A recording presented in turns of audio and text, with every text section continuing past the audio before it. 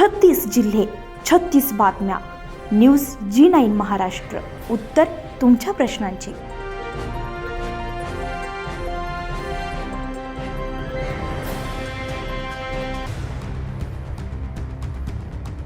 हिंगणघाट येथे दिनांक 19 मे 2026 शहरातील राष्ट्रीय महामार्ग 144 वरील वना नदी परिसरात एका तरुणानं आत्महत्या केल्याची धक्कादायक माहिती सोमवारी सकाळी समोर आली आहे. पराग दिलीप भोरे, वय वर्ष 34, राहणार संत तुकडोजी वाड, कलोडे मंगल कार्यालयाजवळ असं मृत तरुणाचं नाव आहे. तर तो 18 मे रोजी सायंकाळी 6 वाजेच्या सुमारास कोणालाही काहीही न सांगता घरातून निघून गेलेला होता. त्यानंतर आई-वडील, पत्नी आणि नातेवाईकांनी परिसरात तसेच विविध ठिकाणी शोध घेतला, मात्र ते कुठेही आढळून आले नाहीयेत. या प्रकरणी हिंगणघाट पोलीस स्टेशन येथे तक्रारही दाखल करण्यात आलेली होती.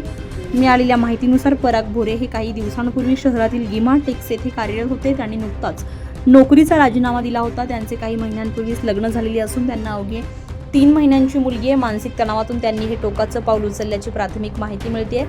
तर घटनेनंतर या परिसरात हळहळ व्यक्त केली जाते. कुटुंबियांवर दुःखाचा डोंगर कोसळला. आज सकाळी काही मच्छीमार वना नदी पुलाखाली मासेमारी करत असताना त्यांना नदीमध्ये एका व्यक्तीचा मृतदेह असल्याचा संशय आला. याबाबत नातेवाईकांनाही माहिती मिळाल्यानंतर ते घटनास्थळी पोहोचले आणि पोलिसांना कळवण्यात आले. त्यानंतर मच्छीमारांच्या मदतीने तसेच हिंगणघाट अग्निशमन दलाचे अधिकारी गौरव गाणार यांच्या चमूने युद्धपातळीवर शोध मोहीम राबवून मृतदेह बाहेर काढलाय. हिंगणघाट पोलीस स्टेशनमध्ये गुन्हा दाखल करण्यात आलेला आहे. तर तपास हिंगणघाट पोलीस करताय. न्यूज G9 महाराष्ट्रासाठी किशोर शेंडे, हिंगणघाट.